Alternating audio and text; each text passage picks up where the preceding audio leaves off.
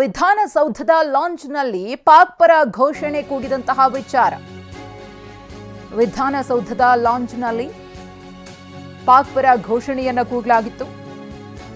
ನಾಸಿರ್ ಹುಸೇನ್ ಅವರು ಜಯ ಸಾಧಿಸಿದ ಸಂದರ್ಭದಲ್ಲಿ ಅವರ ಬೆಂಬಲಿಗರು ಘೋಷಣೆಯನ್ನು ಕೂಗುವಂತಹ ಸಂದರ್ಭದಲ್ಲಿ ಅಪರಿಚಿತ ವ್ಯಕ್ತಿಯೊಬ್ಬ ಪಾಕ್ ಪರ ಘೋಷಣೆಯನ್ನು ಕೂಗಿದ್ದ.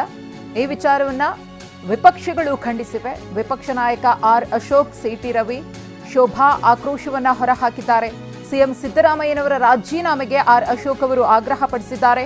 ಅಷ್ಟು ಮಾತ್ರವಲ್ಲ, ನಾಳೆ ಎಲ್ಲಾ ಜಿಲ್ಲಾ ಕೇಂದ್ರಗಳಲ್ಲಿ ಪ್ರತಿಭಟನೆಗೆ ಬಿಜೆಪಿ ಕರೆಯನ್ನ ಕೊಟ್ಟಿದೆ.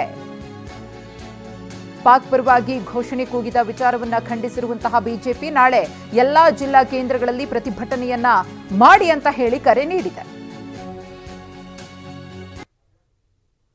ಚುನಾವಣೆ ನಡೆದಿರೋದು ಪಾಕಿಸ್ತಾನದಲ್ಲ. ಮತ ಹಾಕಿದವರು ಕಾಂಗ್ರೆಸ್ ಶಾಸಕರು, ಗೆದ್ದವರು ನಾಸಿರ್ ಹುಸೇನ್ ಅಂತಕ್ಕಂಥ ಕರ್ನಾಟಕದವನು. ಜಿಂದಾಬಾದ್ ಘೋಷಣೆ ಪಾಕಿಸ್ತಾನದ್ದು. ಇಂಥ ಪಾಪಿಗಳನ್ನು ಸುಮ್ಮನೆ ಬಿಡಬೇಕಾ? ಸನ್ಮಾನ್ಯ ನಾಸಿರ್ ಹುಸೇನ್ರೆ, ನೀವು ಇಲ್ಲಿ ಅನ್ನ ತಿಂದಿದ್ದೀರಿ. ನೀವು ಬಾಯಿ ಮುಚ್ಚಿಸ್ಬೇಕಾಗಿದ್ದು ನಿಮ್ಮ ಹಿಂದ್ಗಡೆ ಬಂದು ಪಾಕಿಸ್ತಾನ ಜಿಂದಾಬಾದ್ ಘೋಷಣೆ ಕೂಗಿದ್ನಲ್ಲ, ಅವನ್ನ ಮೆಟ್ಟಲ್ಲಿ ಹೊಡೆದು ಬಾಯಿ ಮುಚ್ಚಿಸ್ಬೇಕಿತ್ತು, ಪೊಲೀಸರು ವಶಕ್ಕೆ ಒಪ್ಪಿಸ್ಬೇಕಿತ್ತು.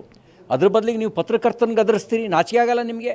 ನಿಮ್ಮಂಥವರು ಕರ್ನಾಟಕವನ್ನು ಪ್ರತಿನಿಧಿಸೋದು ಕರ್ನಾಟಕಕ್ಕೆ ಒಂದು ಅಪಮಾನ. ರಾಜ್ಯಸಭೆಗೆ ಹೋಗಿ ಪ್ರತಿನಿಧಿಯಾಗೋದು ರಾಜ್ಯಸಭೆಗೆ ಒಂದು ಅಪಮಾನ. ನಿಮ್ಮ ಸಮರ್ಥಕನ ಬಾಯಿಂದ ಬಂದಂಥ ಘೋಷಣೆ ಕೇಳಿಯೂ ಕೂಡ ಅವನನ್ನು ಪೊಲೀಸರಿಗೆ ಹಿಡ್ಕೊಡದಲ್ಲೇ ನೀವು ತಪ್ಪು ಮಾಡಿದ್ದೀರಿ. ಅವನು ಯಾರು ಅನ್ನೋದನ್ನು ಇವ್ರನ್ನ ಬಾಯಿ ಬಿಡಿಸಿದರೆ ಎಲ್ಲವೂ ಹೊರಗಡೆ ಬರುತ್ತೆ. ಸಮಗ್ರ ತನಿಖೆ ಆಗಬೇಕು ಅಂತ ಆಗ್ರಹಿಸ್ತೇನೆ. ಅವರ ಒಂದು ಮೆರವಣಿಗೆಯಲ್ಲಿ ವಿಧಾನಸೌಧದ ಕಟ್ಟಡದ ಒಳಗಡೆ, ಅಂದರೆ ಅರ್ಥಾತ್ ವಿಧಾನಸೌಧದ ಒಳಗಡೆ ಪಾಕಿಸ್ತಾನ್ ಜಿಂದಾಬಾದ್ ಅನ್ನುವಂಥ ಘೋಷಣೆ ಕೂಗಿದ್ದಾರೆ ಅನ್ನುವಂಥದ್ದು ಎಲ್ಲ ಟಿ ವಿಗಳಲ್ಲಿ ಬರ್ತಾ ಇದೆ. ಇದು ಅತ್ಯಂತ ಖಂಡನೀಯ.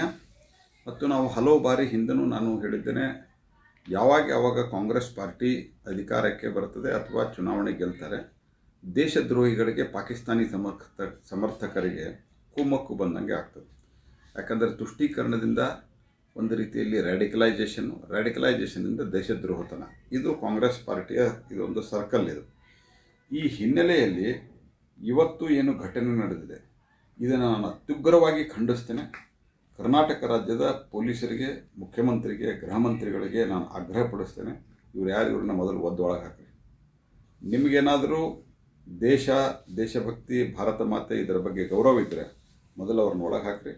ಮತ್ತು ನಾನು ಒಂದೆರಡು ಕಡೆ ನೋಡಿದೆ, ನಾಸಿರ್ ಹುಸೇನ್ ಏನೂ ಆಗಿಲ್ಲ, ಯಾರೋ ಸ್ಪ್ರೆಡ್ ಮಾಡ್ತಾ ಇದ್ದಾರೆ ಅನ್ನೋ ರೀತಿಯಲ್ಲಿ ಅವರು ಹೇಳಿಕೆಯನ್ನು ಕೊಟ್ಟಿದ್ದಾರೆ. ಅದು ಸರಿಯಲ್ಲ. ಇದು ತನಿಖೆಯನ್ನು ಮಾಡಬೇಕು. ಯಾರು ಇದನ್ನು ಮಾಡಿದ್ದಾರೆ ಅವ್ರನ್ನ ಬಂಧಿಸಬೇಕು ಮತ್ತು ತಕ್ಷಣ ಈ ಒಂದು ಘಟನೆಗೆ ಮುಖ್ಯಮಂತ್ರಿಗಳು ಕ್ಷಮೆ ಕೋರಬೇಕು. ಮತ್ತು ಅದರ ಜೊತೆಯಲ್ಲಿ ರಾಹುಲ್ ಗಾಂಧಿ ಏನು ಹೇಳ್ತಾರೆ ಅನ್ನೋದು ಸ್ಪಷ್ಟಪಡಿಸಬೇಕು. ಇದು ಅತ್ಯಂತ ಸಾಮಾನ್ಯ ಸಂಗತಿ ಅಂತ ಅವರು ಭಾವಿಸಬಾರದು.